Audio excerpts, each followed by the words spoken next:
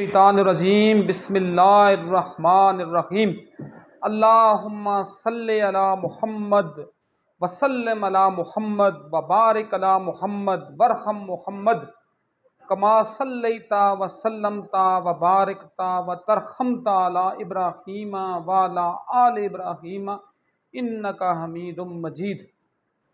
ہزاروں لاکھوں اربوں کھربوں درودوں محمد مصطفیٰ اور اولاد محمد مصطفیٰ پر، اور رحمتیں ہوں، سلام ہوں، برکتیں ہوں جناب ابراہیم پر اور جناب ابراہیم کی اولاد پر۔ یہ چونکہ تمثیل ہے درود ابراہیمی کی، اور اس وقت دنیا میں جو رائج العقیدہ مذاہب ہیں ان کی تعداد کم سے کم جو ہے نا، جو میرے ناقص علم کے مطابق ہے، اراؤنڈ اباؤٹ وہ 4200 جو ہے نا مذاہب دنیا میں رائج العقیدہ رہے ہیں۔ اور ان رائج العقیدہ جو مذاہب ہیں ان میں جو 3 بڑے مذاہب ہیں، جن کو 3 بڑے اعلامی مذاہب بھی کہتے ہیں، وہ ہیں یہودیت، عیسائیت اور مسلمان۔ ان تینوں کے جو امام ہیں، ان تینوں کو جو رہبر و رہنما ہیں، یہ تینوں جس ایک ہستی پر متحد اور متفق ہیں وہ جناب ابراہیم کی ذات ہے۔ اور جناب ابراہیم کون تھے؟ جناب ابراہیم جناب طارق کے بیٹے تھے۔ بعض لوگ جو ہیں جو دم چھلے مسلمان ٹائپ وہ کہتے ہیں آزر کے، ان کے والد کا نام آزر تھا۔ تو قرآن میں جو لفظ استعمال ہوا نا جناب ابراہیم علیہ السلام کے لیے، جو وہاں طارق کے اور آزر کے زمرے میں ہوئے، 2 لفظ ہوتے ہیں عربی میں۔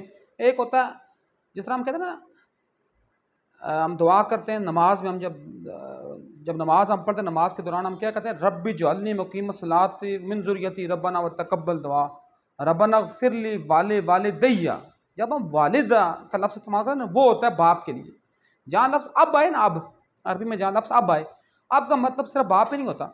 اب کے مطلب میں باپ بھی ہو سکتا ہے، دادا بھی ہو سکتا ہے، پردادا بھی ہو سکتا ہے، چچا بھی ہو سکتا ہے، ماموں بھی ہو سکتا ہے، مطلب جس کو ہم آج کل کزن کہتے ہیں نا، کزن، یا ہم کہیں انکل، تو یہ اب وہ اس کا انکل کے زمرے میں استعمال ہوتا ہے۔ اس لیے میرے ہزاروں سلام ہو جناب ابراہیم کے نسب پر اور جناب ابراہیم کے حسب پر۔ آج اس ٹاپک کو میں کوشش کروں گا آپ تک پہنچے، کیونکہ بہت لوگوں کو میری باتیں بہت بری بھی لگتی ہیں۔ بہت لوگوں نے میرے ساتھ ڈسکنیکشن بھی کی ہے، شاید اسی زمرے میں کہ شاید میں کوئی حق بولنے کی کوشش کرتا ہوں، شاید میں کسی کے کہنے کے اوپر کوئی بات لکھتا نہیں ہوں، یا کہ میں کسی کے کہنے پر کوئی بات بولتا نہیں ہوں۔ بعض شاید کیا پتہ میرے جو شیعہ احباب ہیں وہ سمجھتے ہوں شاید یہ ہمارے لیے بولے اور لکھے، لیکن یہ چونکہ میرے حسین نے مجھے نہیں سکھایا ہوا کہ میں کسی فرقے کے بارے میں لکھوں یا بولوں یا پڑھوں۔ بعض اہل سنت کے جو لوگ ہیں، بریلوی، دیوبندی، اہل حدیث ٹائپ لوگ، وہ بھی شاید سمجھتے ہوں کہ میں ان کے لیے لکھوں یا بولوں، تو یہ میری تربیت کا حصہ ہی نہیں ہے کہ میں کسی اس کے لیے لکھوں جو باطل کا اعلی کار ہو یا باطل کا اعلی کار ثابت ہو۔ اس کی بات یہ نہیں ہے، جو مسالک ہیں مسلمانوں کے، ان میں سے بڑے بڑے لوگ پیدا ہوئے ہیں۔ میں تو کہتا ہوں اللہ کے سامنے کہتا ہوں، میں چلو آپ کو ایک کوشچن دیتا ہوں، اور ایک کوشچن کے اوپر میں تھوڑا سا 1 سیکنڈ کا توقف بھی کروں گا۔ مجھے بتائیں، اس دھرتی کے اوپر علامہ اقبال رحمۃ اللہ علیہ کے بعد کوئی جو اس دھرتی کے اوپر فخر کا باعث ہو، وہ کون سی ہستی اس دھرتی پر آئی ہے؟ میں صرف ملاؤں میں سے بات کروں، علماء دین میں سے۔ 1 سال کا توقف ہو گیا، میرا خیال ہے آپ تک بھی بات آپ نے بھی سوچ لی ہوں گے ذہن میں لوگ، لیکن میرا خیال ہے کوئی بندہ اس تک پہنچا نہیں ہوگا۔ وہ ہستی تھی جناب مفتی محمد اسحاق علیہ رحمہ کی، جو مسلک کے لحاظ سے اہل حدیث تھے، جن کا مزار اقدس فیصلہ آباد کی ایک پنڈ گاف بے 147 میں ہے۔ میں نے وہاں حاضری بھی دی ہے، انشاءاللہ دوبارہ حاضری دوں گا۔ تو وہ صحیح معنوں میں جس کو کہتے ہیں نا کہ ایک پرچار تھے، ایک کس کا، ایک وحدت کا، ایک امت کی، ایک جس کو کہتے ہیں نا کہ ایک امت کا پلر تھے۔ مجھے تو ان کے مقابلے کا بندہ کوئی بھی نظر نہیں آیا۔ اگر اس وقت کوئی بندہ ان کے مقابلے کا کام کر رہا ہے یا کام کرنے کی کوشش کر رہا ہے، تو بڑی حد تک ہم کہہ سکتے ہیں کہ مودودی صاحب نے بھی کام کیا، ٹھیک ہے نا۔ لیکن وہ بھی اب ان کے ماننے والے بہت زیادہ لوگ ہیں، میں تو ان کے بارے میں کوئی ایسی بات، لیکن مودودی صاحب کی جو تفسیر ہے، تو مودودی صاحب کی جو ترجمان القرآن کے ادارے سے جو ان کے رسالے شائع ہوئے ہیں، اپنی جگہ ماسٹر پیس ہیں۔ ان کی جو کتاب ہے خلافت و ملوکیت، اپنی جگہ ایک ماسٹر پیس بک ہے۔ اسی طرح اس کے علاوہ اگر ہم بات کی جائے تو جناب طارق جمیل صاحب بھی کسی حد تک اگر وہ روڑ پریوں کو چھوڑ دیں، اگر وہ سرائی والی گردنوں کو اور کٹورا جیسی آنکھوں کو چھوڑ دیں تو آئی تھنک کہ وہ بھی کسی اچھے پیرائے پر جا رہے ہیں۔ پھر اگر کسی کی بات کی جائے تو انجینئر محمد علی مرزا، بعض لوگ اس بیچارے کے اوپر یہ بات کرتے ہیں کہ یہ تو انجینئر ہے۔ وہ یار تم کو ٹھیکیدار ہو دین کے؟ کیا دین نے روکا ہوا ہے کہ آپ انجینئر ہو اور آپ دین کا علم حاصل نہ کر سکو؟ یہ میں آپ کی صرف اصلاح کے لیے بات کروں۔ یو نو ویری ویل ہو از جابر بن حیان۔ پتہ جابر بن حیان کون تھا؟ جابر بن حیان وہ ہے جو کیمسٹری کا بانی ہے، جابر بن حیان وہ جو سلفیورک ایسڈ کا بانی ہے، جابر بن حیان وہ ہے جو ہائیڈروکلورک ایسڈ کا بانی ہے، جابر بن حیان وہ ہے جو کیمسٹری ماڈرن اور جو اینیسنٹ کیمسٹری کا جو مرجر ہے، جہاں وہ مرج کرتی ہیں دونوں جو آپس میں ملتی ہیں، ان کا جو مائی باپ ہے وہ جابر بن حیان ہے۔ لیکن یو نو جابر بن حیان کون تھا؟ وہ اپنے وقت کا مجتہد بھی تھا، وہ امام جعفر صادق کے بہترین شاگردوں میں سے ایک شاگرد تھا۔ تو اس کا مطلب ہے کسی کی میراث نہیں ہے کہ دین کو اس نے، محمد علی مرزا صاحب بہت اچھا کام کر رہے ہیں، اللہ پاک ان کی بھی توفیقات میں اضافہ فرمائیں۔ اس طرح سید جواد نقوی صاحب بڑا اچھا کام کر رہے ہیں، انہوں نے ماشاءاللہ بڑا اچھا کام کیا اور بڑے اچھے اینگل میں اس کو لے کر چل رہے ہیں۔ اسی طرح اگر ہم بات کریں جناب سید پیر نصیر النصیر رحمۃ اللہ علیہ نے بڑا اچھا کام کیا، بڑی اچھی انہوں نے باتیں کی۔ تو باقی جو لوگ بھی توڑنے کی بات کرتے ہیں، جو لوگ بھی اپنے اپنے مقاصد کی ترویج کی بات کرتے ہیں، ان کے ساتھ ہمارا کوئی نہ تعلق تھا، نہ ہے اور نہ کبھی ہوگا، کیونکہ میرے آقا مولا حسین علیہ السلام نے مجھے یہ بتایا ہے تمام اپنے ماننے والوں کو، ان کے ماننے والوں کے لیے ضروری نہیں ہے کہ وہ ہاتھ باندھ کر نماز پڑھیں، ہاتھ کھول کر نماز پڑھیں، ہاتھ سینے پر باندھیں، ہاتھ ناف پر باندھیں۔ ان کا ماننے والا وہ ہے جو ان کی بات کے اوپر عمل کر رہا ہے، ان کا ماننے والا وہ ہے جو وقت کے فرعونوں کے خلاف لڑ رہا ہے، ان کے ماننے والا وہ جو وقت کے یزیدوں کے خلاف لڑ رہا ہے۔ اگر آپ کو کسی نے بڑی پیارا شعر کہا تھا نا کہ دور حاضر کے یزیدوں کی محفل میں بیٹھ کر دیتے ہیں لوگ گالیاں گزرے یزید کو، گزرے یزید کو اوپر بھی لعنت بھیجنا واجب ہے، کیونکہ اس نے وہ گھٹیا کام کیا ہوا ہے کہ جو سورہ الاحزاب کی آیت نمبر 55، 56، 57 کے تحت اس پر اللہ کی بھی لعنت ہے، اللہ کے رسول کی بھی لعنت ہے، اور جو اللہ کے مقرب لوگ ان کی بھی لعنت ہے۔ لیکن جو وقت کے یزید ہیں، دیکھیں حسین نے کیوں کہا تھا کہ میری جنگ صرف یزید کے خلاف نہیں ہے بلکہ ہر اس شخص کے خلاف ہے جس کا کردار یزیدی ہو۔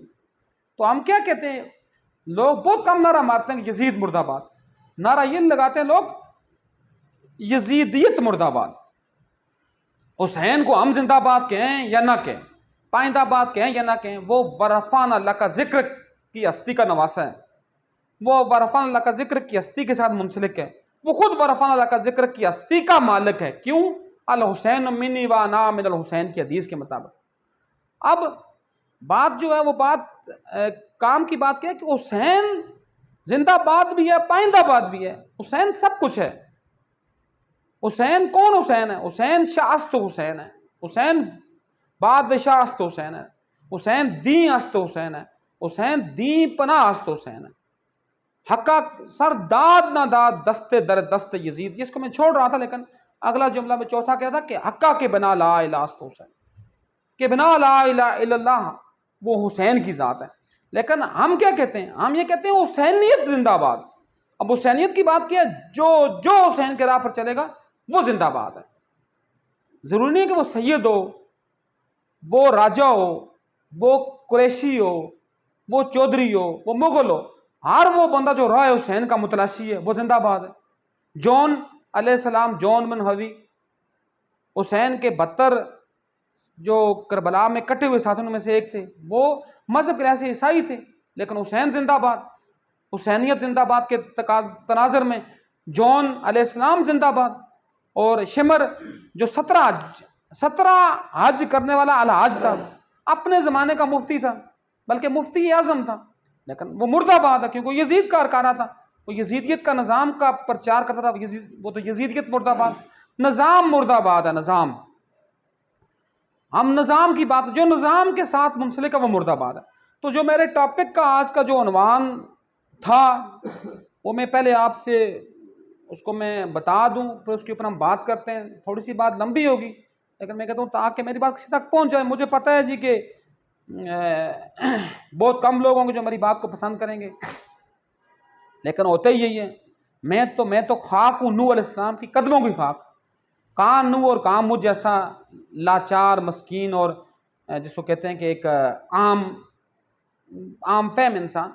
لیکن جناب نوح علیہ السلام کی عمر مبارک تھی 2500 سال. ٹھیک ہے, ہم لوگوں نے تو دنیات میں یہ پڑھا ہوا ہے جی کہ 950 سال. 950 سال انہوں نے صرف تبلیغ کی تھی, لیکن جو ماننے والے ہوئے کتنے ہوئے؟ Just only they have 82 people. اس کا مطلب کیا ہے کہ کیا نوح علیہ السلام کی تعلیم میں نعوذ باللہ من ذالک کا کوئی فرق تھا؟ نوح کون ہے؟ جو 5 نفوس قدسی ہیں, محمد, عیسیٰ, موسیٰ, ابراہیم اور نوح, ان کا پہلا آدم ثانی. لیکن کیا آگے ماننے والے اس قابل نہیں تھے؟ میرے محمد صلی اللہ علیہ وسلم پر جو مکہ کے بڑے بڑے جو رؤساء تھے, جو بڑے بڑے بنو مخزوم کے کارندے اور درندے اور چرندے تھے, انہوں نے محمد کو نہیں مانا. لیکن ابشا کے ایک عام بندے بلال بن رباح, طارق جمیل صاحب بڑی کام کی بات کہتے ہیں کہ میں نے 40 سال ہو گئے مجھے درس و تدریس سے منسلک ہوئے, لیکن مجھے بلال کے دادے کا نام نہیں پتا چلا. لیکن بلال کون ہوگا؟ جو جنت میں سب سے پہلے جائے گا. کیوں؟ کہ جس اونٹ پر محمد مصطفیٰ صلی اللہ علیہ وآلہ وسلم بیٹھے ہوں گے, اس اونٹ کی نکیل بلال کے ہاتھ میں ہوگی. تو کیوں؟ اسی لیے کہتے ہیں نا کہ ہم نظام کی بات کرتے ہیں. بلال زندہ باد, ابو جہل مردہ باد, وہ امیہ بن حلف, وہ اپنا وہ امیہ بن جس کے 10 بچے تھے, جس نے کیا کہا جی اے محمد تیری تو اولاد ہی نرینہ کوئی نہیں ہے, تو نعوذ باللہ من ذالک کا تیرا تو نام نہیں رہے گا. لیکن اللہ پاک کا غیظ جوش بھرا گیا. اللہ پاک نے سورہ کوثر نازل کی. اللہ نے فرمایا انا اعطیناک الکوثر فصل لربک وانحر ان شانئک هو الابتر. تیرا دشمن بے نام و نشان رہے گا. اس کا مطلب کیا ہے؟ ہم کہتے ہیں نا کہ قرآن کون سی کتاب ہے؟ لا ریب کتاب ہے. قرآن کون سی کتاب ہے؟ آج کا بھی کتاب قرآن ہے, کل کی کتاب بھی قرآن ہے, اور روز محشر کی کتاب بھی قرآن ہے, مابعد روز محشر کی کتاب بھی قرآن ہے. اس کا مطلب قرآن کے احکام تو ہر دور کے لیے لازم ملزوم ہیں. تو جو نظام محمد کا منکر ہوگا وہ ابتر ہو کر مرے گا. جو حسین کا منکر ہوگا وہ ابتر ہو کر مرے گا. یزید کے اپنے جو تھے نا, یو نو ویری ویل, یزید کے کتنے بیٹے تھے اپنے؟ 14 بیٹے تھے اس کے, 14 بیٹے, لیکن نسل کسی سے نہیں چلی. ابتر ہو گیا چونکہ اس نے چاہا تھا کہ میں حسین کی نسل کو ختم کروں, لیکن وہ ابتر ہو گیا. حسین کی اولاد میں سے آج لاکھوں لوگ موجود ہوں گے. حسین کے بھائی جناب امام حسن علیہ السلام کی اولاد میں سے کروڑوں لوگ ہوں گے, چونکہ جناب امام حسن کی اولاد امام حسن کے 2 فرزندوں سے چلی, جناب زید بن حسن اور جناب حسن مصنع بن حسن. لبنان, مراکش, بحرین, اس کے بعد شریف مکہ جو حجاز کا جو گورننگ قبیلہ تھا, یہ سارے جناب امام حسن مجتبیٰ کی اولاد میں سے تھے اور ہیں. اسی طرح یمن کا جو خوسی قبیلہ ہے وہ ان کی اولاد سے ہے.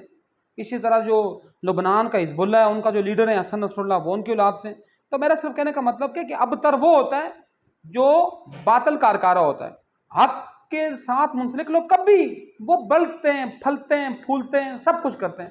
اب نا کتیا کتنے بچے ہوتے ہیں اس کے, مطلب ایک وقت میں ایک اس کا ایک عمل کا ڈیوریشن ہوتا ہے, اس میں 6 سے 10 اس کی اولادیں ہوتی ہیں. لیکن آپ نے کتوں کے ریوڑ کہیں نہیں دیکھے ہوں گے. بکری سال میں 1 یا 2 بچے دیتی ہے, لیکن بکریوں کے ریوڑ قربانیوں میں قربان ہوتے ہیں. بکریوں کے ریوڑ اللہ کی راہ میں لگتے ہیں. اس کا مطلب ہے جتنی قربانی دی جائے گی اتنا اس چیز میں بڑھوتری آئے گی. جتنی قربانی دی جائے گی اتنا وہ چیز اپنی ورتھ میں آئے گی. جتنی کوئی چیز قربان, آپ حسین قربان ہوئے تو حسین کی نسل آگے کیسے کیسے پھلی ہے, کیسے کیسے پھولی ہے, کیا کیا گولن نایاب حسین کی نسل میں آئے. جناب زین العابدین, جناب امام محمد باقر, جناب امام جعفر صادق, جناب امام موسیٰ. اب جعفر صادق کے بعد بھی ہم لوگ یہاں ہی رک جاتے ہیں نا, چونکہ ہمارے یہاں زیادہ جو ہے وہ اثنا عشری فرقہ ہے. تو جناب امام موسیٰ کا, جناب امام جعفر صادق کے 8 فرزند تھے. بڑے فرزند کا نام جناب اسماعیل تھا, اور جناب اسماعیل کو لوگ امام اسماعیل سے بھی تعبیر کرتے تھے, اور لوگ امام اسماعیل ان کو مانتے بھی ہیں. اور جب چونکہ وہ اپنے والد محترم کی زندگی میں ہی دنیا سے پردہ پوش ہو گئے, تو ان کے جو بیٹا تھا محمد بن اسماعیل, اس نے مطلب اپنے والد گرامی کے تو اس نے کہا جی کہ امامت جو ہے وہ میرے والد گرامی کی نسل سے چلے گی. یہ میں کہہ رہا ہوں کہ امامت کسی بندے کا اختیار نہیں ہے چوز، وہ اللہ کا الہی مقصد ہے. امام موسیٰ کاظم ہی تھے، موسیٰ کاظم ہی ہیں، لیکن ہم کیسے روک سکتے ہیں کسی بھی اسماعیلی کو یا بوری کو کہ وہ نہ مانے؟ وہ تو شش امامی ہیں، وہ مانتے ہیں. اس کا مطلب کیا ہے کہ یہ ڈیفرنٹ طور پر یہ چیزیں جو ہے نا یہ ترویج پائیں اور پروان چڑھیں. آج بھی دیکھیں بڑی جہاں بھی آپ اسماعیلی یا بوری دیکھیں گے، آپ دیکھیں گے ان میں ان میں ایتھیکل ویلیوز انتہا کی ہیں. صرف وہ بوری اور اسماعیلی وہ خاندان ہیں، یو کانٹ امیجن دیٹ. صرف اسماعیلی اور بوری وہ لوگ ہیں، صرف اسماعیلی اور بوری کہ جن میں وہی باتیں، جن میں وہی چیزیں، جن میں وہی خواہش موجود ہیں جو آپ کو یورپین کنٹریز کے لوگوں میں ملیں گے. آپ آج بھی انزا کے اینڈ پر چلے جائیں، وہاں آپ کو صفائی کا اعلیٰ معیار ہوگا. کیوں؟ کیونکہ ان کے اندر ایتھکس کے اوپر زور دیا جاتا ہے، نہ کہ ان کے اندر زور دیا جاتا ہے کس کے اوپر؟ مورالٹیز کے اوپر. ان کے اندر زور دیا جاتا ہے ایتھکس کے اوپر، ایتھیکل ویلیوز کے اوپر. اس لیے میں آپ کو بھی یہی بات باور بھی کراؤں گا اور یہی بات میں آپ کو کہوں گا بھی کہ کوشش کریں کہ آپ اپنے اس کو کیا دے رہے ہیں، آپ اپنے سوسائٹی کو کیا دے رہے ہیں. سوسائٹی سے تو ہر بندہ مانگ لیتا ہے کہ سوسائٹی مجھے نہیں دے رہی، اور آپ کیا سوسائٹی کو پرووائڈ کر رہے ہیں؟ آپ سوسائٹی کو کچھ بھی پرووائڈ نہیں کر رہے، 0/0. تو then how you pretend that کہ سوسائٹی آپ کو کچھ دے؟ جب آپ کے رائٹس آپ مانگ رہے ہیں، آپ اپنے ڈیوٹیز کو فلفل نہیں کر رہے، then you are nothing. You are just like garbage bags. You are just like اسفل السافلین. آپ تو جانوروں سے ہی بدتر ہیں. آپ کا تو لیول جو ہے وہ جانوروں سے بھی بدتر ہوگا. آپ تو اس سینس میں بھی ہم آپ کو نہیں کہہ سکتے کہ آپ how it possible for each and every one کہ ہم کہیں کہ ہم اشرف مخلوقات ہیں. ہم تو اشرف مخلوقات کے زمرے میں اپنے آپ کو نہیں لا سکتے. کیوں نہیں لا سکتے؟ کیونکہ ہمارا اور نہ بچھونا جو ہے وہ اشرف مخلوقات کے زمرے میں آتا ہی نہیں ہے. تو باتیں جو کہ بہت لمبی ہو رہی ہیں، تو بات کرنے کا جو میرا مقصد تھا، بات کرنے کا میرا مقصد یہ تھا کہ ہم نے بات کرنی ہے کس کے اوپر؟ میرے دیش کو ہے ابابیلوں کی ضرورت. کیونکہ کیا کسی نے بڑی کام کی بات کی تھی نا، ایک بہت بڑا شعر ہے، ایک شاعر نے بڑی زبردست اس نے کہا تھا نا کہ بربادی گلستان کے لیے ایک بھی الو کافی ہے. الو کسی باغ میں اگر آ جائے نا، ہمیں تو نہیں پتا جو باغبان ہیں، جو جنوبی پنجاب کے جو کاشتکار ہیں، زمیندار ہیں، جو باغبانی کرتے ہیں، ان کو پتہ ہے کہ اگر کسی باغ میں ایک الو آ جائے تو تمام فصل کا بیڑا غرق ہو جاتا ہے. تو کیا کہا تھا کہ بربادی گلستان کے لیے ایک بھی الو کافی ہے. ہر شاخ پہ الو بیٹھا ہے، انجام گلستان کیا ہوگا. یہاں کہتے نا کہ اب میں نے کیوں یہ اس ٹاپک کو چوز کیا کہ میرے دیش کو ہے ابابیلوں کی ضرورت. ابابیل کون تھے؟ وہ پرندے جو ابرا کی فوج کے اوپر اس طرح آ کر ان کے ہر پرندے کے پاس 3 پتھر تھے، 2 ان کے پنجوں میں تھے، ایک اس کی چونچ میں تھا، اور ان تینوں کے اوپر ایک ایک بندے کا نام تھا جس کے اوپر وہ لگتا تھا تو وہ کاسف معقول بنتا تھا. سورہ فیل تو آپ نے پڑھی ہوگی، ہاتھی والوں کا انجام جو ہوا تھا. تو کیا اللہ کیا کہتا؟ علم تری کیف، اے نبی کیا تم نے دیکھا اللہ نے ہاتھی والوں کے ساتھ کیا کیا؟ اس کا مطلب ہے نبی تو وہاں موجود تھا جو دیکھ رہا تھا کہ ہاتھی والوں، جبکہ محمد مصطفیٰ صلی اللہ علیہ وآلہ وسلم کی ظاہری پیدائش تو اس واقعے کے بعد ہوئی. تو کہنے کی بات کیا ہے کہ ابابیل کیا تھے؟ اب یہ فرض کیا جس طرح ہم وکلاء کی بات کرتے ہیں، وکیل کا جو ڈریس جو بنا نا، یہ بھی ابابیل کی طرز پر بنائے گا. ابابیل پرندہ کیسا تھا؟ اس کا سارا کچھ جو تھا نا، اس کی ٹانگیں، اس کے پر وغیرہ، وہ سارے بلیک کلر کے تھے، اور یہاں سے جو تھا وہ اس کا جو یہ تھی اپنا گردن کا جو حصہ تھا یہ وائٹ تھا. تو یہی دیا گیا وکیل کو بھی. لیکن وکیلوں میں سے بھی آج کل بڑے بڑے نوسرباز اور بڑے بڑے میڈیاکرز پیدا ہوئے ہیں جو بعد میں جج بنتے ہیں اور جج بن کر اس قوم اور ملت کا بیڑا غرق کرتے ہیں. تو میرے دیش کے ہر شعبے کو ابابیل کی ضرورت ہے. بالخصوص اس شعبے کو ابابیلوں کی سب سے زیادہ ضرورت ہے، وہ ہے شعبہ عدلیہ. شعبہ عدلیہ کیا؟ اللہ پاک کے نبی کا شاگرد رشید مولا کائنات کیا فرماتے ہیں کہ معاشرے کفر پر قائم بھی رہ سکتے ہیں، کفر پر بن بھی سکتے ہیں، کفر پر پھل پھول بھی سکتے ہیں، کفر کے اوپر وہ پروپیگیٹ بھی کر سکتے ہیں اور کفر کے اوپر وہ ترقیاں بھی کر سکتے ہیں، لیکن کبھی نا انصافی پر قائم نہیں رہ سکتے۔ تو ہمارا حال کیا ہے؟ ہم دعا کرتے ہیں ہر نماز کے بعد، ہر امام بارگاہ میں، ہر چرچ میں، ہر کلیسا میں، ہر گردوارے میں، یا ہر مسجد میں، یا ہر بھی کسی مزار پر ہم کہتے ہیں یا اللہ امریکہ کو تباہ کر، یا اللہ اسرائیل کو تباہ کر، یا اللہ ان کی توپوں میں کیڑے ڈال۔ تو کیا کیڑے ڈلتے ان کی توپوں میں؟ کیوں ڈلیں گے؟ اگر ان کا نظام انصاف کر رہا ہے، وہاں معاشرے میں ہر بندے کو اس کا حق مل رہا ہے، تو وہ تو پھلے گا، وہ تو پھیلے گا، وہ تو بڑھے گا۔ وہ کیڑے تمہاری توپوں میں پڑیں۔ تمہارا ایک ایک جج کتنے کا بکتا ہے، کتنے کا پڑتا ہے اس غلام اور غریب اور مسکین قوم کو؟ اراؤنڈ اباؤٹ 20 لاکھ کا کیش میں۔ یہ 20 لاکھ صرف میں اس کی بات جو تنخواہ اور ایکسپینڈیچرز کی مد میں ہے، ورنہ 3000 واٹ بجلی فری ہے، 3000 لیٹر پٹرول فری ہے، گھر میں خانسامہ فری ہے، جاتے ہوئے گاڑی فری ہے، ریٹائرمنٹ کے بعد بھی گھر میں 6 بندوں کی گارڈز فری ہے۔ مجھے بتائیں ہم نے کیا ترقی کرنی؟ اب دیکھیں وہ امریکہ کا ایک جج جو فیصلے کر رہا ہے، آپ نے فیس بک وغیرہ پر سوشل میڈیا پر دیکھے ہوں گے، جس نے ایک اس کے بعد ایک بندہ آیا، ایک بچہ آیا، ٹھیک ہے نا، ایک کیس آیا کہ اس بچے نے جو ہے، یہ 13-14 سال کا بچہ ہے، اس نے ایک گروسری سٹور کے اوپر سے مکھن اور ڈبروٹی چوری کی ہے۔ تو اس جو گروسری سٹور کا جو مالک تھا وہ اس کو لے آیا پولیس اسٹیشن میں، پولیس نے اس کو گرفتار کر لیا۔ جب گرفتار کرنے کے بعد جج صاحب کی عدالت میں مقدمہ گیا تو جج صاحب نے کہا کہ اے بیٹا تو نے چوری کیوں؟ اس نے کہا میں نے چوری اس لیے کی کہ میں ایک وہ نہیں ہوتا گاڑیاں دھونے والا سروس اسٹیشن، اس کے اوپر میں نوکری کرتا تھا، تو میری ماں بیمار ہوگی، تو میں نے ایک دن نوکری سے چھٹی کی تو مجھے میرے مالک نے نکال دیا۔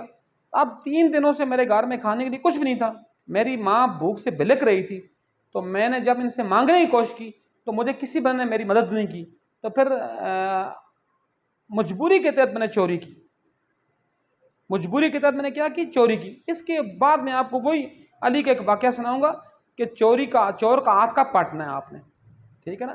یہ اس کے بعد میں آپ سے یہ بات کمپلیٹ کر کے، تو جج رو پڑا، اس کی آنکھوں میں آنسو آ گئے۔ جج نے کیا کہا؟ جج نے یہ بات کی، جج نے کہا کہ میری کورٹ میں جو بندہ بھی ہے، جو بندہ بیٹھا ہوا ہے، وہ کورٹ میں سے اس وقت تک نہیں نکلے گا باہر جب تک وہ $10 پے نہیں کرے گا یہاں، کیونکہ ہم سارے مجرم ہیں اس بچے کے۔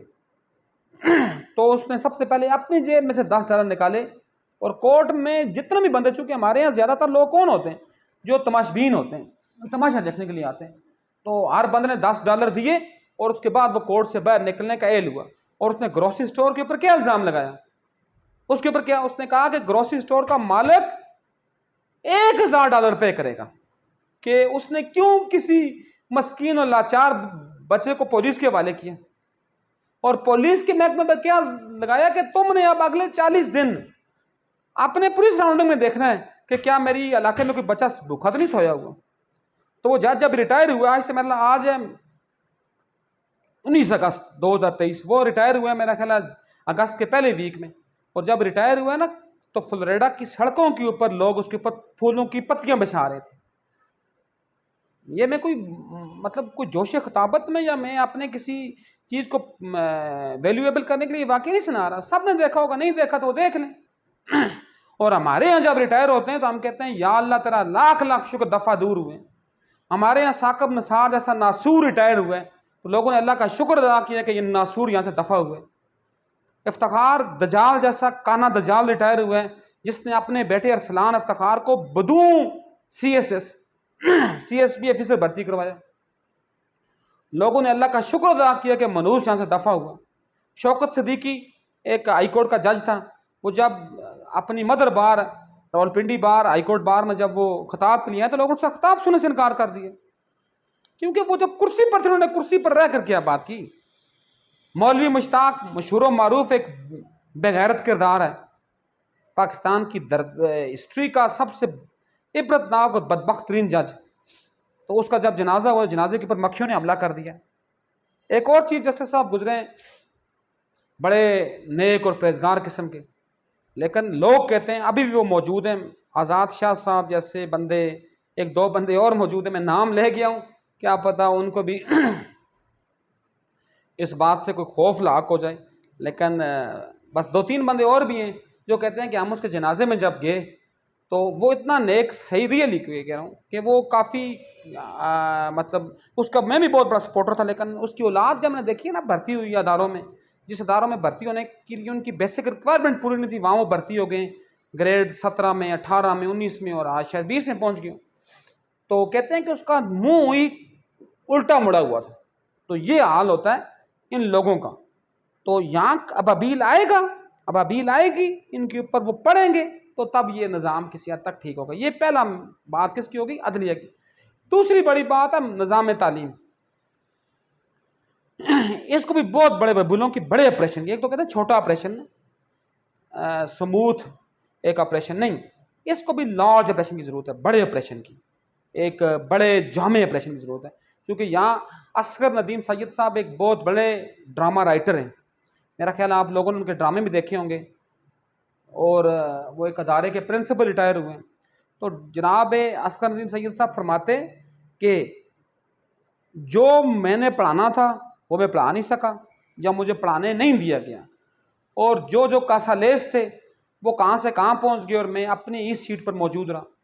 لوگوں نے پلندے لکھے ریسرچ پیپرز کے جو صرف گھاس اور پھوس کے اوپر تھے، اس کے اوپر میں کل بات کر چکا ہوں، چونکہ دوبارہ بات کروں گا اور بات میں وزن نہیں رہے گا، تو اگر کسی کو یقین نہ ہو تو کل کی میری ایک ویڈیو تھی کہت و رجال کے نام سے، تو اس میں وہ بات میں ڈیٹیل سے کر چکا ہوں کہ کون سے وہ کس ٹائپ کے لوگ تھے، کس ٹائپ کے ہم پروجیکٹس لیتے ہیں اور کس ٹائپ کے ہم ریسرچ پیپر لکھتے ہیں، اس کے اوپر میں نے بڑی ڈیٹیل کے ساتھ بات کی تھی۔ تو لیکن مجھے اصغر ندیم سید صاحب سے بھی یہ گلہ ضرور ہے کہ آپ نے اپنے حصے کا کام کیوں نہیں ادا کیا، آپ کیوں سسٹم کے ساتھ رہے؟ میں نے معراج خالد کے اوپر بھی کل بات کی ہے کہ وہ خود تو بہت اچھا تھا، لیکن کوئی بھی اس کو مان نہیں رہا۔ کیوں نہیں مان رہا؟ کہ اس نے سسٹم کو چیلنج نہیں کیا نا، آپ نے سسٹم کو للکارنا ہے۔ یہ میری بات آپ یاد رکھنا کہ جب آپ سسٹم کو للکاریں گے تو سسٹم آپ کو دفعہ دور کرنے کی کوشش کرے گا، دفعہ دور آپ نہیں ہوں گے، ہوگا سسٹم ہی دفعہ دور، لیکن وقت ہی آپ کو بہت پریشانیاں آئیں گی۔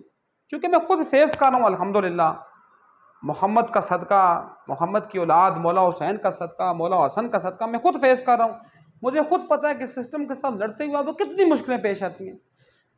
یو کانٹ امیجن دیٹ، بعض اوقات بندے کو کھانے کے لیے پیسے میسر نہیں ہوتے، آپ اتنے زیادہ تنہا کر دیے جاتے ہو۔ مولا حسین نے کیا فرمایا تھا؟ میری حق کے راستے پر چلتے ہوئے تمہیں سب سے بڑی مشکل یہ پیش آئے گی کہ تم تنہا کر دیے جاؤ گے، اور تو کوئی سب سے بڑی مشکل اگر آپ کو پہچاننا ہو نا کہ آپ حق پر ہیں یا باطل پر ہیں، سمپل سی بات، آپ دیکھ لیں آپ کے ارد گرد لوگ کتنے ہیں، اگر آپ کے ارد گرد لوگوں کا انبار ہے تو اس کا مطلب ہے you are at your worst position, اور جب آپ کے آگے پہ سب دشمن ہیں تو آپ اس کا مطلب ہے آپ ایک حق کے اوپر ہیں، حق لائن کے اوپر ہیں۔ جس طرح فرض کیا یہ، چلو میں تیسرے لیول پہ اس کی بات کروں گا سیاسی نظام کی، اسی میں اس ملعون خان کی بات بھی کروں گا۔ تو یہ دوسرا ہے جی، ہم نے خود کیا کر رہے ہیں، ہم کیا دے رہے ہیں۔ میں تو یہ کہتا ہوں اللہ پاک کسی بندے کو جو میری بات سے شاید کیا پتا کوئی میری اسٹوڈنٹ میل اور female he or she attained the position at that position where he or she change the system thoroughly or minutely or at micro level or at macro level، اگر وہ چینج کرے تو اللہ پاک اس کی وہ مجھے ہی انشاءاللہ جزا دے گا۔ تو بات کیا ہے کہ وہ چینج کیا کرے، وہ نظام کو بدلائے، وہ ایٹ دا سپاٹ نظام کے خلاف چلے۔ یہ نہیں ہے کہ میں کر دوں گی، میں کر دوں گا، میرے پاس یہ بات آئے گی میں کروں گا، میرے پاس یہ بات نہیں آئے گی میں نہیں کروں گا۔ میں آپ کو یہ بتا دوں، محمد مصطفیٰ کے خون کی قسم، کامیابی حق پرست کا ہی مقدر ہے، یہ میں نہیں کہہ رہا، یہ اللہ اپنے کلام میں فرماتا ہے وَجَاءَ الْحَقُّ وَزَهَقَ الْبَاطِلُ إِنَّ الْبَاطِلَ كَانَ زَهُوقًا، کہ حق نے ہمیشہ فتح پانی ہی ہے، باطل نے ذلیل و رسوا ہونا ہی ہے۔ مجھے آپ خود بتا دینا، مجھے آپ بتا دیں کہ حسین کا سر تو نیزے پہ بلند ہو گیا۔ کسی شاعر نے کتنی بڑی بات کی تھی کہ یزید تو بتا کہ تو جیتا یا تو ہارا، حسین تو نیزے پر بھی سب سے سر بلند ہے، حسین کا سر تو نیزے پر بھی سب سے سر بلند ہے، لیکن تو بتا تو نے کیا پایا، تو سب کھوئے ہی ہے نا۔ آج بھی کوئی بندہ بھی اپنے جبکہ نام سے میں نہیں کہتا نام کوئی اچھا ہے یا برا ہے، بڑے اچھے ناموں میں بڑے برے لوگ میں نے دیکھے ہیں، بڑے برے ناموں میں بھی بڑے اچھے لوگ دیکھے ہیں. بٹ پرابلم از دیٹ کہ اسی فرعون کے گھر میں جناب آسیہ پروان چڑھی، اس کی زوجہ محترمہ تھی، جو دنیا کی 4 بڑی عورتوں میں سے ایک عورت ہے. اس لیے اس کا مطلب نہیں ہوتا جناب لوط اور جناب نوح کے گھر میں ان کی جو عورتیں تھیں وہ بدبخت تھیں. جناب امام حسن مجتبیٰ کی اپنی زوجہ بدبخت عورت تھی. تو یہ کنسپٹ نہیں ہوتا. لیکن کوئی بندہ بھی اس نام کو نہیں رکھنا چاہ رہا اپنے بیٹے، کیونکہ وہ اتنا زیادہ وہ مکروہ کردار ہو چکا ہوا، نام کردار اتنا مکروہ ہو چکا ہے. اور حسین ہر بندہ لگاتا ہے. اب میرا نام ہے یاسر، لیکن میں کہتا ہوں میرے نام میں یاسر میں تو کوئی اتنی ہمت اور اوقات ہے نہیں جتنے نام کے ساتھ میرا جو لگا ہوا ہے علی، جتنی علی میں بلندیاں اور اللہ نے اس میں جو رفتیں رکھی ہوئی ہیں. تو ہم خوشی کے ساتھ لگاتے ہیں. ہم کہتے ہیں محمد یاسر، یاسر علی، یاسر حسن، یاسر حسین. کوئی بھی بچہ اپنے نام رکھتا ہے اپنی بچی کا تو وہ رکھتا ہے جی اس کے ساتھ جوڑتا ہے فاطمہ. ٹھیک ہے نا. تو کہنے کی بات یہ کہ ہم لوگوں نے تو کبھی زندگی میں کسی چیز کو پروپوگیٹ کیے ہی نہیں ہے، نہ کسی چیز کے اوپر ہم اس کو اس میں ہیلپ آؤٹ کر سکیں، نہ کسی کو رول آؤٹ. میں تو کہتا ہوں سب سے بڑا زمانے کا بدترین کردار وہ ہے جو ہومیوپیتھک کا کردار ادا کرتا ہے. ہومیوپیتھک مینس وہ لوگ جو نہ سسٹم کے خلاف لڑے نہ سسٹم کے ساتھ، بس وہ گزارا جی میرا گزارا چل رہا ہے، جی میری نوکری ہے، جی میرا گزارا چل رہا ہے. آپ نے یا تو دشمن بننا ہے یا اس کا دوست بننا ہے. درمیانہ کردار منافق کا کردار ہے، درمیانہ کردار لعنت کا کردار ہے، درمیانہ کردار آپ کی تباہی کا کردار ہے. آپ نے ہمیشہ چلنا ہے یا رائٹ ونگ پر یا لیفٹ ونگ پر. یہ نا جی اگر آپ نے بننا ہے شیطان بن جائے نا، آپ نے بننا ہے آپ یزید بن جائیں، آپ نے بننا ہے آپ نمرود بن جائیں، آپ نے بننا ہے آپ فرعون بن جائیں، کم از کم اینٹی اینگل پر تو رہیں گے نا. یہ کیا بات ہوئی ابن سعد بن جائیں، یہ کیا بات ہوئی آپ شمر بن جائیں، یہ کیا بات ہوئی آپ مروان بن جائیں، یہ کیا بات ہوئی آپ اپنے آپ کو ارملا، آپ اپنے آپ کو بلم باور، آپ اپنے آپ کو قارون بنا دیں. آپ سسٹم کے الاکار نہ بنیں کبھی بھی. یہ 2 باتیں ہوگی میری. اور جہاں آپ کو ٹائم ملے، جہاں آپ کو موقع ملے، آپ نے نظام کو بتانا. ایک میرے بڑے پیارے دوست ہیں ڈاکٹر کیانی صاحب، نام ان کا بھی میں جان بوجھ کر نہیں لے رہا، کیانی چونکہ اور لوگ بھی ہوں گے، لیکن وہ بڑی اچھی بات کہتے ہیں کہ میں بچوں سے پوچھتا ہوں کہ what is the main character for future builder. Future builder جو ہوگا اس کا مین کیریکٹر کیا ہوگا، یا جو ٹیچر جو اچھا ہوگا. میں تھوڑا اس کو اور آسان کرتا ہوں سوال کو کہ جو ٹیچر ہے اس کا مین کیریکٹر کیا ہوگا. تو وہ فرماتے ہیں کہ کہتے ہیں جی کہ میں پوچھتا گیا تو کسی نے مجھے نہیں بتایا. تو ایک آدھ نے، میرے ذہن میں نہیں ہے کہ انہوں نے کیا کہا تھا، لیکن انہوں نے یہ کہا تھا کہ ایک آدھ نے شاید بتایا کہ سب سے اچھا استاد وہ ہوگا جو فیوچر بلڈر ہوگا، جو بچے کو فیوچرسٹک بنائے گا. مکتی بانی کیسے بنی 1971، آج وہ بنگلہ دیش ایشین ٹائگر کیسے بنی؟ ٹیچرز نے ان کو پروموٹ کیا کہ you are Bengali, you are the best. آج بنگالی بیسٹ ہیں اور پاکستانی اپنے آپ کو کہہ کر بھی آج ورسٹ ہیں. یہ میں صرف پاکستانی کی بات کر رہا ہوں، میں قوم کی بات نہیں کر رہا، نہ میں مٹی کی بات کر رہا ہوں. مٹی نہ اچھی ہوتی ہے نہ بری ہوتی ہے. مٹی کے اوپر چلنے والے جو شیطان ہوتے ہیں وہ اس کو برا بناتے ہیں، اور جو رحمان کے بندے ہوتے ہیں وہ اس کو اچھا بناتے ہیں. اب تیسرے نمبر پر میں آتا ہوں. تیسرا ہمارا جس کو وبیلوں کی بہت ضرورت ہے، بلکہ وبیلوں کی ضرورت کا سب سے بڑا وہی ہے جس کو کہہ سکتے ہیں کہ جس پورے شعبے کو ان کا ایک پوسٹ مارٹم ہونا پورا، ان کی ہر اعضاء کو اکھیڑنا ہے، وہ ہے سیاست کا نظام. اس سیاست میں ایسے ایسے لوگ آئے، مجھے بتائیں کہ نبی کی صحیح حدیث ہے، سرکار کیا فرماتے ہیں کہ کبھی بھی کسی تاجر کو اپنا حکمران نہ بناؤ، کیونکہ وہ آپ کو بھی وہ تجارت کے پڑلے میں رکھے گا، وہ اپنا نفع دیکھے گا. اور اب تجارت میں کیا ہوا؟ تجارت میں یہ نواز شریف اور شہباز شریف کے خاندان ایک لواروں کی بھٹی سے یہ جدہ العزیزیہ سٹیل مل کے مالک بن گئے، یہ ایون فیلڈ کے مالک بن گئے. تو کہاں سے ہے؟ کیونکہ ان کا ذہن تاجرانہ ذہن تھا. پھر کیا فرماتے ہیں جی مالک الملک کے حبیب کی حدیث کا صحیح مفہوم ہے کسی نائل کو اپنا حکمران مت بناؤ.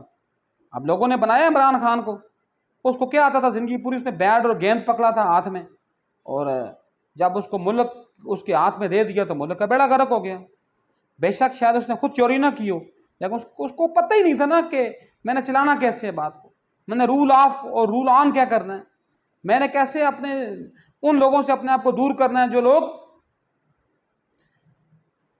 چاپلوس ہوں، جو مالسی اور پالسی ہوں۔ اس کا سب سے قریبی بندہ کون تھا؟ فواد چودھری، سب سے پہلے چھوڑنے والا فواد چودھری۔ اس کا سب سے قریبی بندہ کون تھا؟ یہ جنرل عمر کا بیٹا اسد عمر، سب سے پہلے چھوڑنے والا بندہ وہ ہے۔ اس کا قریب ترین بندہ کون تھا جس نے، اللہ معاف کرے میرا اللہ اس کے اوپر لانتے بھیجے، جس نے کرونا کے دنوں میں دوائیوں کے اوپر کمیشن کھایا؟ عامر کیانی، جو وزیر صحت تھا، جو اس کی پارٹی کا جنرل سیکرٹری تھا، اس کو پہلے لات ماری اور آج وہ استحکام پارٹی کا جنرل سیکرٹری ہے۔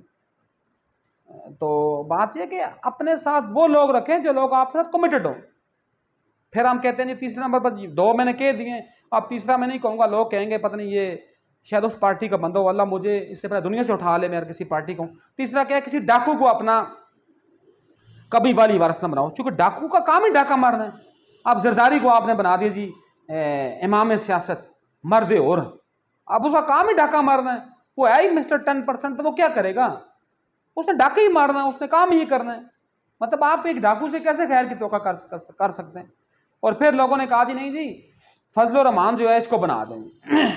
فضل الرحمان نے کشمیر کمیٹی کے چیئرمین ہونے کے ناطے 70 کروڑ کی لسی پی ہے صرف۔ یہ میں نہیں کہہ رہا، یہ تو ریکارڈ کہہ رہا ہے اپنا جو کیبنٹ ڈویژن کا ریکارڈ ہے، 70 کروڑ کی لسی پی ہے۔ آپ جو 70 کروڑ کی لسی پی لیں وہ آپ کا کیا حل ہے؟ کیونکہ دیکھیں یہ بھی میرے نبی کے حدیث کا مفہوم ہے کہ جو ہوتے ہیں نا، جو پیشہ ور ملا ہوتے ہیں، ان کا کام ہی دین کو بیچنا ہوتا ہے۔ وہ اللہ پاک گھری کے رحمت فرمائے، میری طرف سے میرے ہزاروں لاکھوں سلام ہوں جناب فیض احمد فیض اور جناب حبیب جالب کی قبور پرانوار پر۔ وہ کیا کہتے ہیں، میں باغی ہوں، میں باغی ہوں۔ کس سے باغی ہوں؟ ان جھوٹے اور لٹیروں سے، ان دین کے تاجروں سے، ان مذہب کے بیوپاریوں سے۔ ٹھیک ہے نا؟ کیا مذہب کے بیوپاری؟ جو بیچتے ہیں بریلویت بیچتے ہیں، دیوبندیت بیچتے ہیں، شیعت بیچتے ہیں، اہل حدیث مطلب ایک کیا جی توحید کا نظام بیچتے ہیں۔ توحید تو آپ کے اندر ہے، آپ کا انگ انگ بولتا ہے کہ مالک ہے۔ آپ اپنے ہاتھ کو کھول دینا اللہ کے حکم کے بغیر، کھلتا ہے؟ نہیں کھلتا۔ تو وہی بات ہے کہ دین کے تاجروں سے بچیں آپ، کیونکہ دین کا تاجر کبھی آپ کو پھوٹی کوڑی کے وضعی بیچ سکتا ہے۔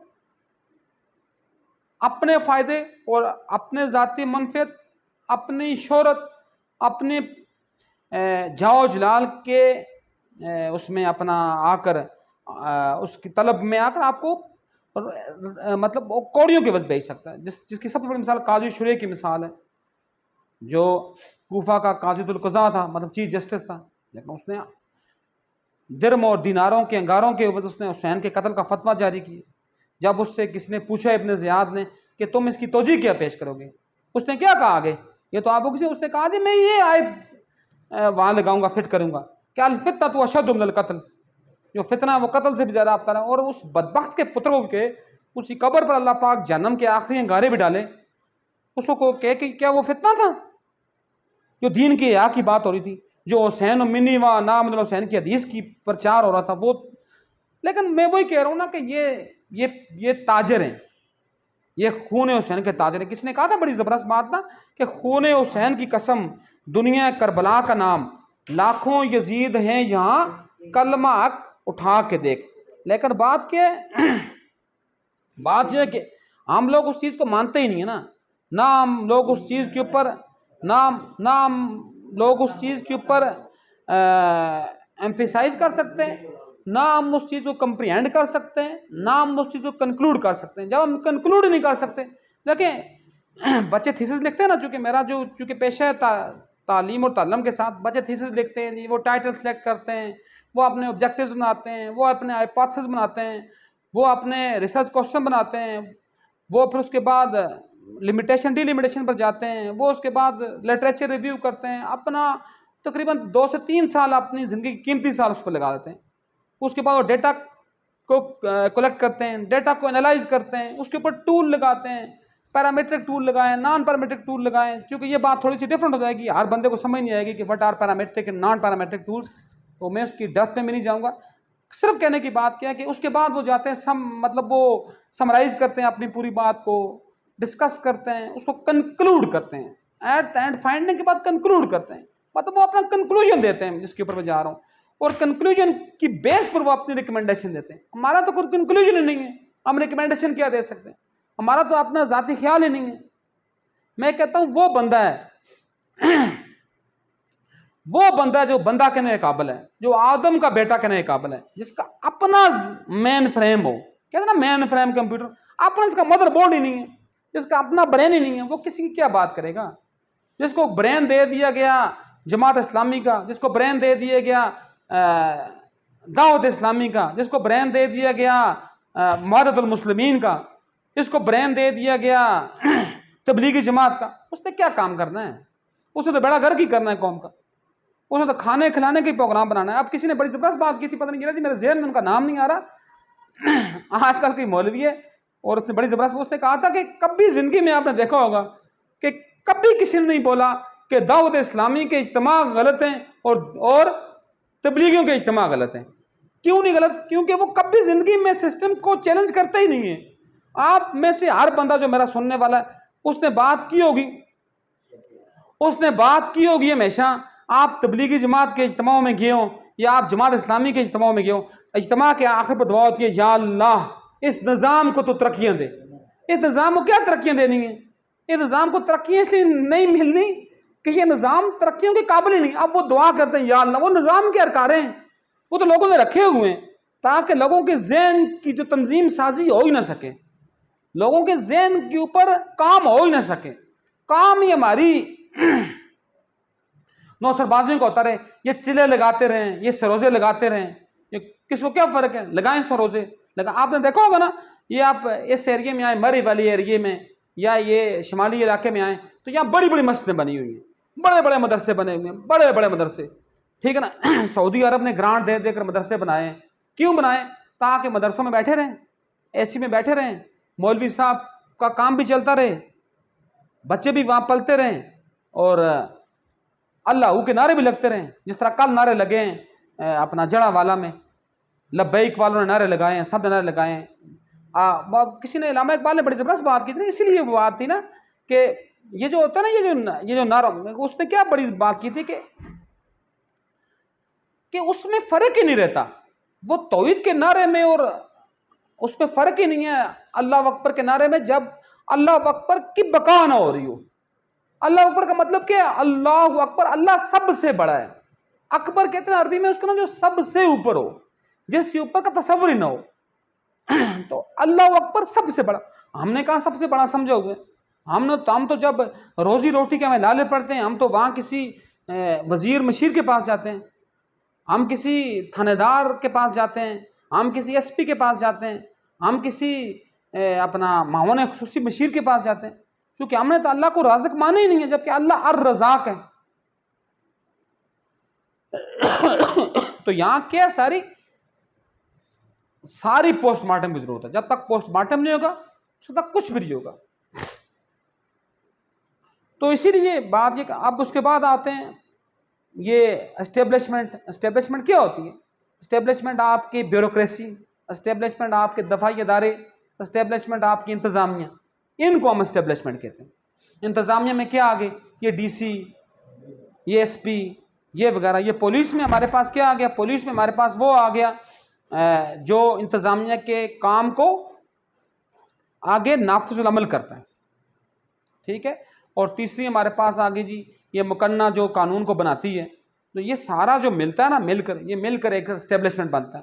اور یہ اسٹیبلشمنٹ جو ہوتی ہے یہ حکومتیں بناتی بھی ہے، حکومتیں اتارتی بھی ہے، حکومتوں کو کام کرواتی بھی ہے، جب تک اس کو سمت نہیں دی جائے گی۔ کسی نے بڑی زبردست بات کی تھی نا کہ برطانیہ کی تعداد، آپ کو پتا ہوگا برطانیہ کی جو فوج ہے نا، اس کی تعداد کسی بھی دور میں بر صغیر میں 37,000 سے اوپر نہیں ہوئی۔ 37,000، جسٹ اونلی دے ہیو 37,000، صرف 37,000 تھے۔ اور دوسری طرف بر صغیر میں کتنے لوگ تھے؟ خود اندازہ لگا لیں۔ آج کے دور میں انڈیا کی آبادی 1,35,00,000,000، پاکستان کی آبادی 25 کروڑ، کتنے ہو گئے؟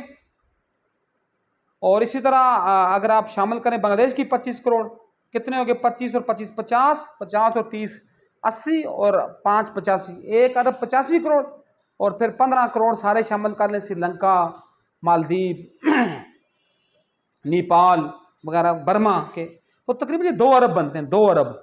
چلو فرض کریں 47 میں جائیں، یہ 2 ارب نہیں ہوئے ہوں گے، یہ 1 ارب ہوا ہوگا، آبادی بعد میں بڑھی ہے۔ مجھے بتائیں 1 ارب کے اوپر جو حکومت کی ہے کس نے کی ہے؟ 37,000 فوجیوں نے۔ کس طرح کی ہے؟ کہ ان کو یہیں سے تفیلیے مل گئے تھے، ان کو یہیں سے شاہ محمود قریشی کے باپ دادا مل گئے تھے، جس کے بارے میں اقبال نے کہا ہے نا، کیا کہتا ہے اقبال؟ اقبال فرماتے ہیں نا کہ میراث میں ملی ہے انہیں مسند ارشاد بھی، زاغوں کے تصرف میں عقابوں کے نشیمن۔ تو بس ان کو یہیں سے گدی نشین مل گئے، پیر مل گئے۔ کسی نے بڑی اچھی بات کی نا کہ مزارات پر لازماً جائیں، اللہ کے ولی کے پاس جائیں، اللہ کے ولی سے دعا کریں، اللہ کے ولی کے طفیل مانگیں، مالک آپ کو وسیلے کے ذریعے زیادہ افیکٹولی چیز، مالک تو نحن اقرب علیہ من حبل الورید، آپ کی شرح کے قریب ہے، لیکن جب آپ وسیلے سے مانگیں گے تو آپ کو زیادہ افیکٹولی وہ چیز ملے گی۔ لیکن جا کر گد نشینوں کے، یاشیوں کے لیے پیسے جو ہے نا وہ اپنا زیارات کے بکسوں میں ڈالنے، کیونکہ اس کے اوپر ساری جو یاشی کی جاتی ہے وہ یاشی گد نشینوں کی اولادیں کرتی ہے، وہ یاشی اور کوئی بھی نہیں کرتا، وہ یاشی کرتی ہے گد نشینوں کی اولادیں۔ تو چونکہ بات کو میں کمپلیٹ کرنے کی طرف اب لے کر جا رہا ہوں، بات کی کمپلیٹ اور کمپلیشن میں یہ بات آئے گی، چونکہ بات تھی میرے دیش کو ابیلوں کی ضرورت، تو اس میں کافی اینگل پر میں بات کر چکا ہوں، تو میں ایک نظم، ایک چھوٹی کا سہارا لے کر اس کی کنکلوژن کے اوپر جاتا ہوں، اور کنکلوژن کے بعد as a researcher I have recommend something, 2 point recommend کروں گا۔ آئی تھنک کہ it need 5 to 10 minutes, 5 to 10 minutes. اس میں ہم نے یہ بات کرنی ہے کہ اپنا، کسی نے کیا کہا تھا، جس دیش کے کوچے کوچے میں افلاس سوارا پھرتی ہو، جو دھرتی بھوک اگتی ہو اور دکھ فلک سے گرتے ہوں، جہاں بھوکے ننگے بچے بھی آہوں پہ پالے جاتے ہوں، جہاں سچائی کے مجرم بھی زنداں پہ ڈالے جاتے ہوں، اس دیش کی دھرتی برسوں سے یہ دکھ جگر پہ سہتی ہو، اور اپنے ہم وطنوں کو آزادی مبارک، عید مبارک، سالگرہ مبارک، خوشحالی مبارک، اور پتہ نہیں کیا سے کیا کہتی ہو، کیا سے کیا دمچے لگاتی ہو، بینظیر انکم سپورٹ پروگرام کے، صحت کارڈ کے، یہ سارے فراڈ ہیں، ساری نوسر بازیوں کے اڈے ہیں، ان میں کوئی بھی کسی چیز میں کوئی بھی حکمت نہیں ہے۔ تو یہ ساری چیز تھی جس کو ہم نے کنکلوڈ کیا، فائنڈ کیا۔ کنکلوژن کیا ہے؟ کنکلوژن ہے جو ہمیں ابھی فیس کر، ابھی جو ہمیں کنکلوڈ کیا کر رہے ہیں اس ساری بات سے، کنکلوڈ یہ کر رہے ہیں کہ اس سسٹم کی جو دفاعی ادارے ہیں وہ بھی اس کو کھا رہے ہیں۔ کنکلوڈ کیا کر رہے ہیں؟ اس سسٹم کے ساتھ جو انتظامیہ ہیں، جو اے سی ڈی سی ہیں، وہ بھی اس کو کھا رہے ہیں۔ کنکلوڈ کیا ہے؟ اس سسٹم کے جو پولیس ہے، جو انفورسمنٹ ایجنسیز ہیں، وہ اس کو کھا رہی ہیں۔ کنکلوڈ کیا ہے؟ اس سسٹم کے جو جج ہیں، وہ دونوں ہاتھوں، دونوں ٹانگوں اور منہ کے 32 کے 32 دانتوں سمیت وہ کھا رہے ہیں، ٹھیک ہے نا۔ کنکلوڈ کیا ہے؟ اس سسٹم کا جو سیاسی دمچھلے اور سیاسی گماشتے ہیں، اور جو ان کے ساتھ منسلک یوتھیے، جیالے، پٹواری، مولوی وغیرہ وغیرہ سارے کچھ ہیں، یہ اس کو کھا رہے ہیں۔ صرف کس کے اوپر؟ ٹوٹی کے اوپر، کالے پائپ کے اوپر، ایک سکیم کے اوپر، ایک پنکھے کے اوپر، ایک دری کے اوپر، 10 چادروں کے اوپر، 10 سیمنٹ کے بیگوں کے اوپر یہ جو کھا رہے ہیں۔ یہ سارا کنکلوڈ تھا۔ اب ایٹ دا اینڈ، آخری 2 منٹوں میں میں اس کو ریکمینڈ کر رہا ہوں کہ میں ریکمنڈیشن میری کیا ہے اس کی بیس کے اوپر، ریکمنڈیشن کیا ہے کہ ہم میں سے ہر ایک، اللہ پاک کیا فرماتا ہے، اللہ پاک کا نبی، کہ کلکم رائن و کلکم مسئول عن رعیتہ، تم میں سے ہر ایک نگہبان ہے، ہر ایک سے اس کی رعیت کے بارے میں پوچھا جائے گا۔ اب ہم میں سے ہر بندہ جس کے گھر میں 10 بندے ہیں، وہ ان 10 بندوں کا نگہبان ہے۔ ہم کسی ادارے میں آئیں، ایک پرائمری سکول ہے، اس میں 2 ٹیچر ہیں، ان میں سے ایک جو ان کا نگران ہے وہ اس کا ذمہ دار ہے۔ مڈل سکول میں جائیں، 10 بندے ہیں، ایک ہیڈ ماسٹر ہے، وہ ان کا نگران ہے۔ ہائی سکول میں جائیں، 50 سے 60 ٹیچر ہیں، ایک ان کا نگران ہے۔ کسی یونیورسٹی کے ادارے میں جائیں، وہاں ان کا جو ایچ او ڈی ہے وہ ان کا نگران ہے، ان کی جو فیکلٹی ہے اس کا ڈین ان کا نگران ہے، ان کا وی سی اس کا نگران ہے۔ ادارے میں جائیں، پولیس کے ایس ایچ او تھانے کا نگران ہے، ڈی ایس پی اور ایس پی ضلع کے نگران ہیں۔ اسی طرح جب آپ ڈی آئی جی کی بات کریں وہ ڈویژن کا نگران ہے. اسی طرح جب آپ بات کریں آئی جی کی وہ آپ کے پورے صوبے کا نگران ہے. تو کہنے کی بات پھر آپ جس طرح سیکٹری داخلہ کی بات کریں وہ آپ کے پورے ملک کا نگران ہے. تو کہنے کی بات یہ پرابلم یہ اس کے اوپر ریکمینڈ کیا کرنا ہے ہم میں سے جو بندہ ہے وہ اپنی ذمہ داری کا احساس کر لے. وہ یہ دیکھے کہ نظام مجھے کیا دے رہا ہے اور میں آگے نظام کو کیا دے رہا ہوں. یہ مجھے جو کھانسی آپ کو لگی محسوس ہو رہی ہے کہ یہ کوئی بولنے سے ہی لگی, میری طبیعت کوئی ٹھیک نہیں ہے 2-3 دنوں سے, یہ اس کا اثرات ہیں. اس لیے ورنہ میں ابھی پانی منگوا کر پانی پی لیتا, وہ کوئی ایسا ایشو نہیں ہے. میں اس سینس میں کہہ رہا ہوں کہ کوئی یہ نہ سمجھے کہ شاید جوش خطابت میں کھانسی شروع ہوگی, اسٹارٹ ہوگی. تو point is that, point to be noted کہ ہر جو بندہ ہے, اگر آپ کسی کلاس میں پڑھ رہے ہیں, آپ بی ایس کر رہے ہیں, آپ ایم فل کر رہے ہیں, آپ پی ایچ ڈی کر رہے ہیں, آپ میں سے ہر بندہ اپنے گھر سے جب آ رہا ہے وہ ایک نگرانی لے کر آ رہا ہے کہ میں نے اس کو پاس کر کے جانا ہے, میں نے اس میں سے کوئی چیز فل اپ ہو کر جانی ہے. تو جب آپ فل اپ ہو کر نہیں جا رہے, اٹس مین کہ آپ اللہ کی حکم عدولی کر رہے ہیں, آپ اس چیز کے ساتھ بھی بہرا ہو رہے ہیں, آپ اس چیز کے ساتھ ڈیمورلائز کر رہے ہیں اس کو, تو یہ اس کی ریکمنڈیشن ہے. پھر اس کی ریکمنڈیشن کیا ہے, جب اللہ آپ کو اختیار دے, چونکہ اللہ نے اختیار ہر بندے کو دینا ہی دینا ہے, تو آپ کیا کر رہے ہو. اب عمران خان کہتا ہے جی میں 23-24 سالوں میں نے محنت کی اور میں اللہ نے اس کو اختیار بھی دے دیا. اس نے کیا اختیار, اس نے آ کر ملک کا بیڑا گرک کیا. اسی طرح ہم میں سے جو بندہ بھی نگران بنے, کوشش کرے کہ وہ اپنی حد تک, اپنی استطاعت تک, اپنی بات تک, اپنی ویلیوز تک اس چیز کو امپلیمنٹ کرے. جب تک امپلیمنٹ ہوگا کچھ بھی, دیکھیں ہم کہتے ہیں نا, ہم کہتے ہیں ڈیٹا, ڈیٹا سے ہم لیتے ہیں انفارمیشن, انفارمیشن سے ہم کیا لیتے ہیں, انفارمیشن ایویڈنس آتا ہے. ایویڈنس کیا ہوتی ہے, جو عینی شاہدین ہوتے ہیں, جو حول یقین حق الیقین کے اوپر آتے ہیں. ایویڈنس کے اوپر ہم کیا کرتے ہیں, ہم اپنے ریمارکس دیتے ہیں, ہم کوئی چیز کنکلوڈ کرتے ہیں, ہم کوئی چیز ججمنٹ کرتے ہیں, ججمنٹل آتی ہے. اور لیکن ججمنٹ کے بیس پر بھی ہم یس اور نو کی بات نہیں کرتے, ہم اس کے بیس پر اینڈ پر ہم کیا کرتے ہیں, ہم ڈیسیژن لیتے ہیں. اسی لیے مہربانی کریں, میری آپ سب کو یہ التجا ہے کہ جو آپ کا اختیار ہے, آپ اس اختیار کو نہ صرف اس کا ڈیٹا لیں, نہ صرف اس کا ایویڈنس لیں, نہ صرف اس کا ججمنٹ کے, اس کے اوپر آپ کیا کریں, اس کے اوپر آپ ڈیسیژن لیں, اس کو آپ امپلیمنٹ کریں. تو مجھے امید ہے کہ ہر بندہ اس کو امپلیمنٹ کرے گا اور اس کے اوپر اپنا جو ہے نا اپنا اختیار استعمال کرے گا. اور مجھے امید ہے کہ یہ سارا کام انشاءاللہ ہماری زندگی میں کسی حد تک ہوگا. تو اللہ پاک ہم سب کو یہ کرنے کی توفیق دے. وما علینا الا البلاغ المبین.